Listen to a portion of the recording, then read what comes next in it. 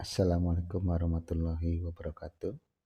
Selamat siang saudara-saudara mahasiswa kelas rancangan sistem irigasi permukaan.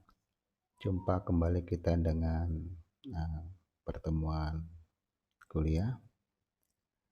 Untuk pertemuan kali ini merupakan pertemuan ke-12 dengan materi yang akan saya sampaikan adalah analisa hidrolika saluran.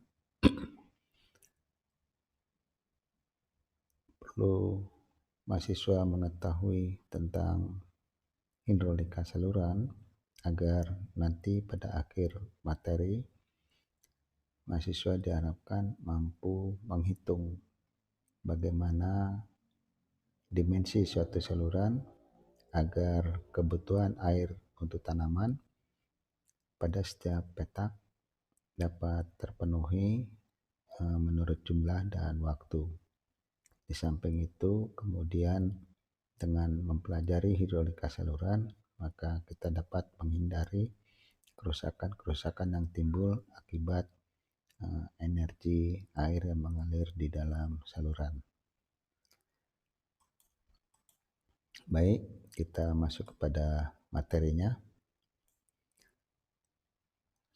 Umumnya saluran irigasi itu dibuat dengan bentuk penampang trapesium, namun pada beberapa kebutuhan sering dibuat dengan penampang persegi 4 atau bahkan yang berbentuk setengah lingkaran. Penggunaan penampang trapesium lebih memungkinkan untuk mendapatkan stabilitas lereng yang lebih baik bila dibandingkan dengan penampang persegi 4. Maka perkuatan dengan tujuan untuk stabilitas itu selalu menggunakan perkuatan dari beton atau beton bertulang. Secara operasional, debit saluran irigasi relatif terhadap waktu dan ini dilakukan dalam waktu yang cukup panjang dengan tidak merubah besarnya debit operasional irigasi suatu daerah irigasi yang diairi. Dengan demikian, tipe aliran yang ada pada saluran irigasi merupakan tipe aliran permanen atau yang dikenal dengan steady flow.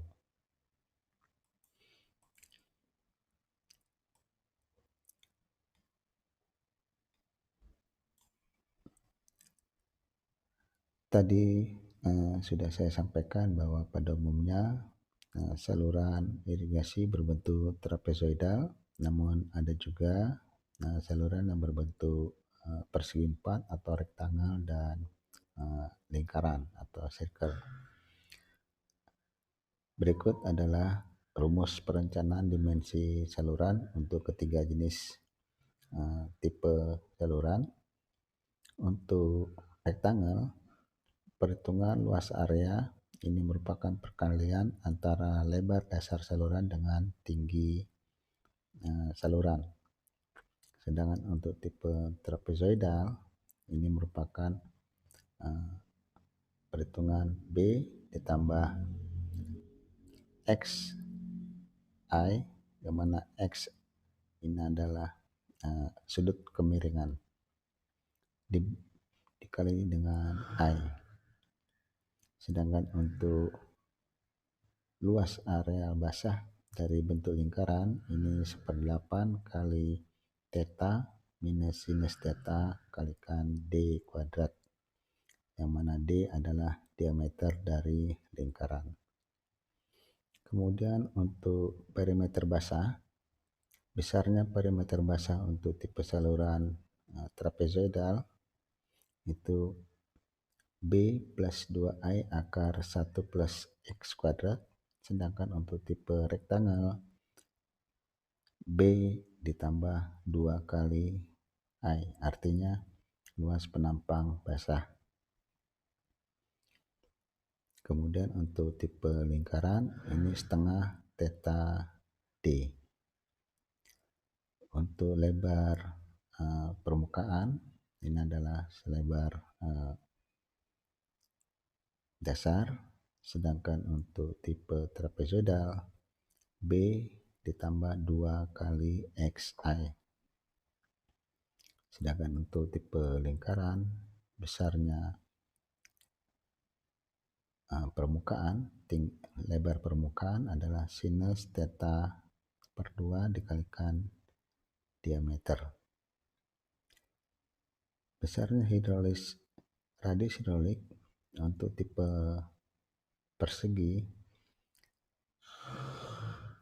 BI dibagi dengan B plus 2I.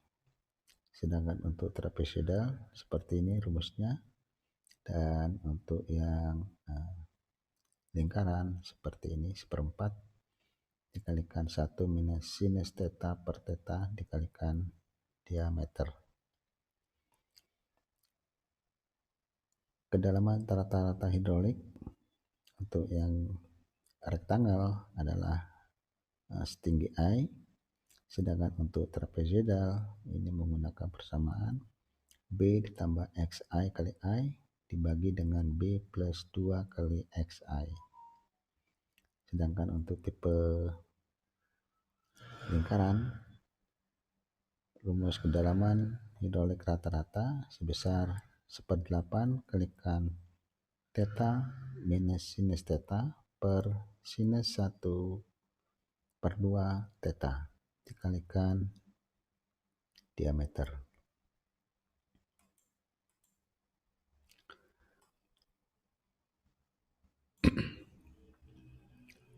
Perhitungan debit yang mengalir di saluran ini menggunakan persamaan debit yang umum, yaitu Q sama dengan V kali A, yang mana Q adalah debit di dalam saluran dalam satuan meter kubik per detik, sedangkan V adalah kecepatan air rata-rata di saluran dengan satuan meter per detik, dan A adalah luas penampang basah atau dalam satuan meter persegi.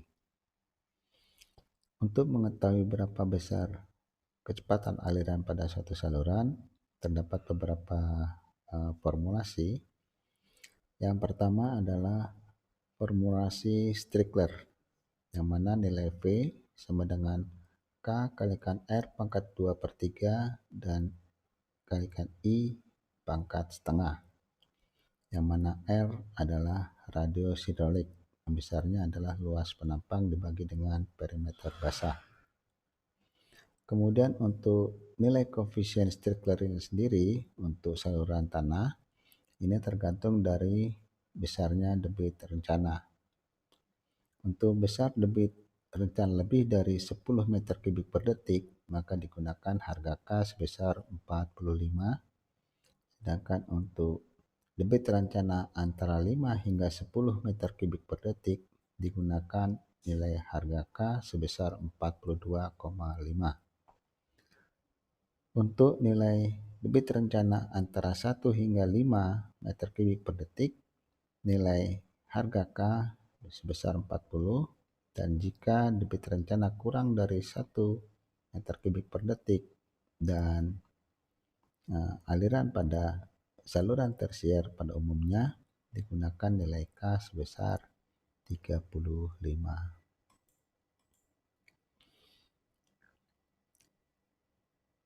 Nilai A adalah B ditambah M H kali H, sedangkan perimeter basah adalah B plus 2H akar M kuadrat plus 1.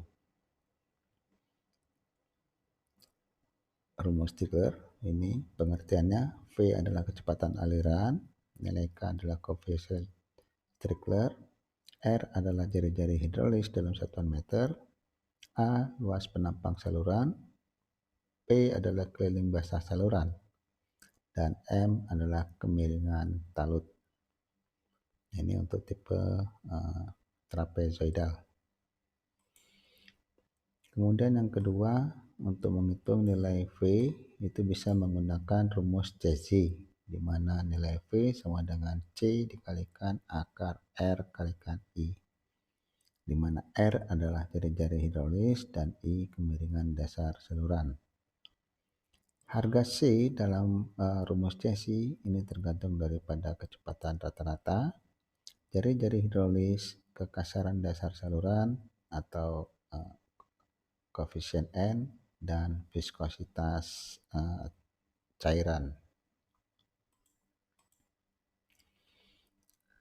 Rumus untuk menetapkan nilai C pada rumus DC tadi ini bisa menggunakan persamaan Gauge-Luther Cutter seperti ini, di mana N adalah koefisien Cutter dan N koefisien Manning.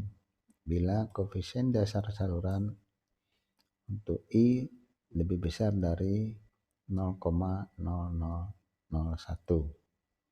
Sedangkan yang kedua adalah jika R berada antara 0,3 meter sampai 10 meter. Kemudian rumus Bécin ini untuk satuan English dan satuan metrik. Nilai C-nya seperti ini.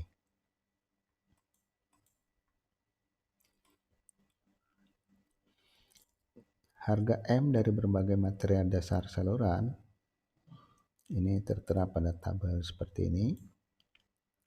Untuk dasar saluran kayu yang disemen sangat halus, maka nilai M-nya sebesar 0,11. Sedangkan untuk tanah dalam keadaan tidak teratur, nilai M sebesar 3,17. Kemudian terdapat juga rumus Powell untuk nilai C dengan sistem English seperti ini, di mana nilai C ini dipengaruhi oleh bilangan Reynolds, kemudian jari-jari hidrolis, dan nilai kekasaran. Harga kekasaran pada persamaan Powell ini tergantung keadaan saluran. Untuk permukaan bersemen halus, harga E untuk kondisi yang lama itu sebesar 0,0002, sedangkan untuk kondisi saluran yang baru ini sebesar 0,004. Untuk saluran kayu yang tidak rata, ini untuk kondisi yang lama sebesar 0,001, sedangkan untuk kondisi yang baru 0,0017. Kemudian yang ketiga, untuk menghitung atau mengetahui besarnya kecepatan aliran pada saluran menggunakan rumus Manning. Yang mana rumus Manning untuk kecepatan adalah 1/n dikalikan R pangkat 2/3 kalikan I pangkat setengah, di mana N ini adalah koefisien kekasaran Manning yang besarnya N sama dengan 1/K.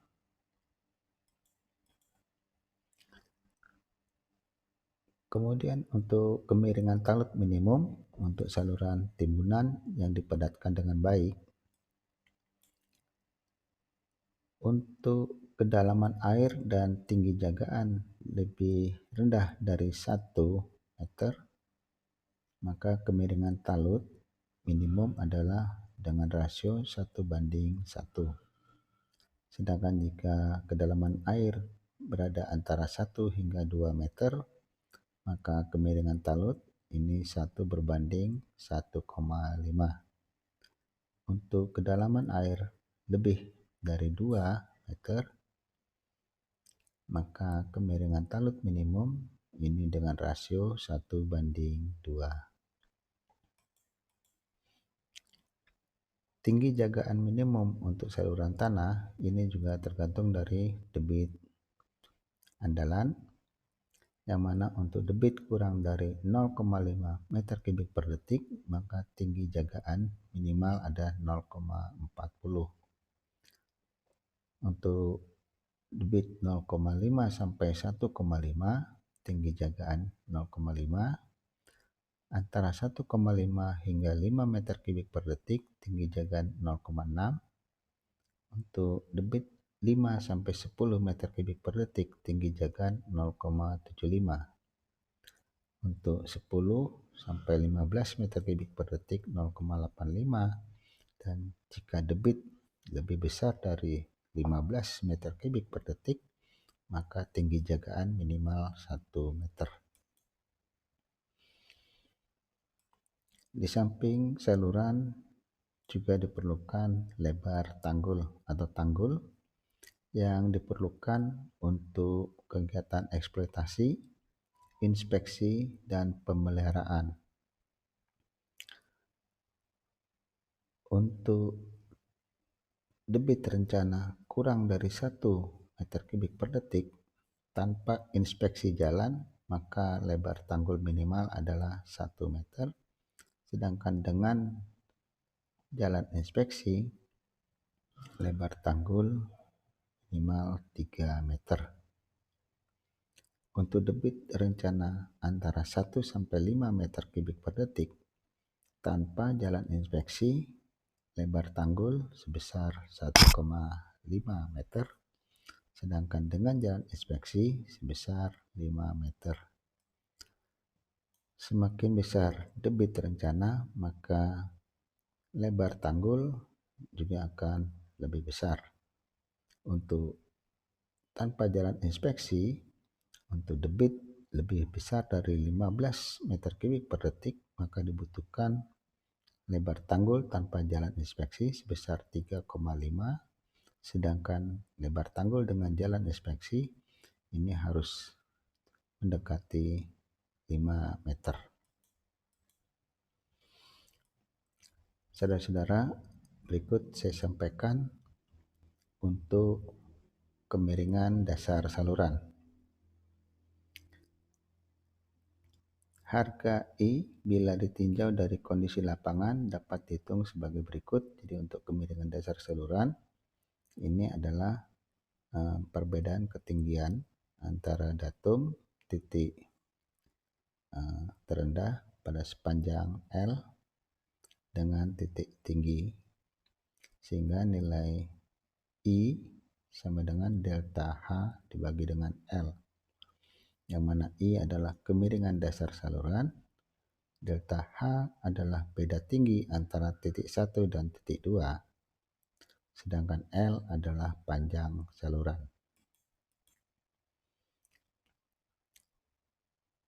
Berikut analisa kapasitas rencana. Debit rencana suatu saluran dihitung dengan rumus Q sama dengan NFR kalikan A dibagi dengan nilai E,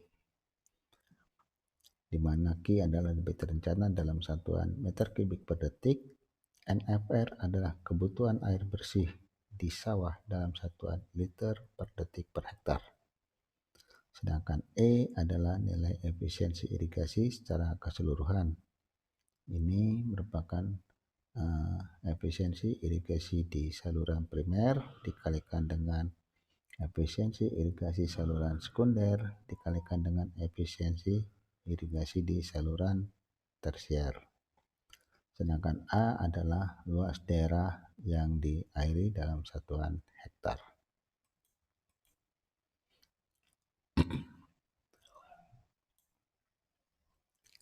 Berikut penjelasan tentang efisiensi saluran. 1/4 sampai 1/3 dari jumlah air yang diambil ini akan hilang sebelum air itu sampai ke sawah. Kehilangan ini disebabkan oleh beberapa faktor, biasanya karena kegiatan eksploitasi, kehilangan karena evaporasi, atau kehilangan karena rembesan. Besarnya efisiensi atau kehilangan untuk saluran atau petak tersier antara bangunan sadap ke sawah ini berkisar 15 hingga 22,5%, sedangkan untuk saluran sekunder dan saluran utama ini berkisar 7,5 hingga 12,5%. Dan total efisiensi jaringan tadi sudah saya sampaikan bahwa efisiensi total ini merupakan perkalian dari efisiensi jaringan di saluran tersier dikalikan dengan efisiensi jaringan saluran sekunder dan efisiensi jaringan primer. Oleh karena itu, kebutuhan bersih air di sawah atau net flood requirement ini harus dibagi dengan nilai efisiensinya. untuk memperoleh jumlah air yang dibutuhkan di bangunan pengambilan dari sungai.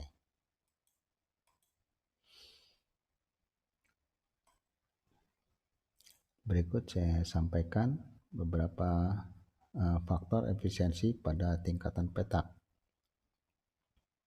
Untuk sawah pada petak tersier, maka kebutuhan total air sawah atau NFR dan kebutuhan air di bangunan atau TOR.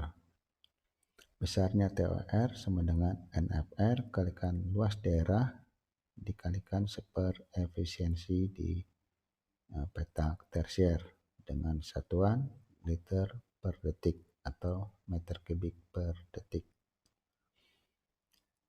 Faktor efisiensi di petak sekunder atau SOR atau ini kebutuhan air di bangunan sadap sekunder besarnya adalah sigma dari TOR kalikan 1 per efisiensi saluran sekunder dengan satuan liter per detik atau meter kubik per detik.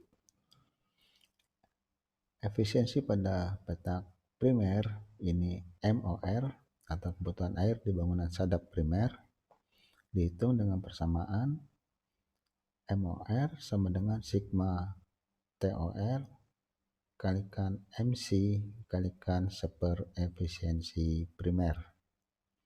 Sedangkan efisiensi di bendung atau DR kebutuhan diversi ini merupakan MOR sisi kiri dan MOR sisi kanan dalam satuan meter kubik per detik.